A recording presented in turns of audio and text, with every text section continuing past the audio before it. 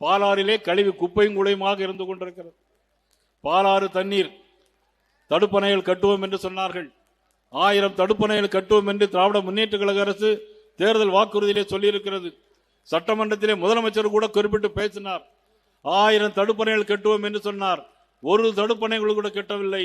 பாலாறு இன்றைக்கு பாலாறாக இருந்து கொண்டிருக்கிறது என்று சொன்னால் திராவிட முன்னேற்ற கழக ஆட்சியில் தவிர வேறு எந்த ஆட்சியிலும் கிடையாது.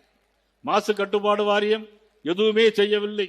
அந்த அளவிற்கு ஒரு மோசமான ஒரு ஆட்சி இன்றைக்கு நடைமுறை கொண்டிருக்கிறது. அடுக்கம்பாறை அரசு மருத்துவமனை இந்த வீடியோல பார்த்தீங்க. மருந்துகளை இல்லை, மாத்திரைகளை இல்லை. ஏழைகள் அவதிப்படுகிறார்கள். ஏன் அங்கே போகிறீர்கள்?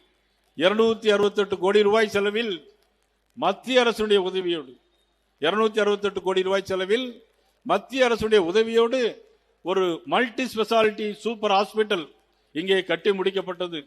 முதலமைச்சர் வந்தார், கூட அமைச்சர் துரைமுருகனும் இருந்தார், திறந்தார், போயிட்டார்கள். இப்பொழுது மருத்துவமனை பாழாகி கொண்டிருக்கிறது. இதற்கெல்லாம் காரணம் இந்த ஆட்சியுடைய அவகேடுகள் தான் என்பதை தெரிந்து வைக்க வேண்டும்.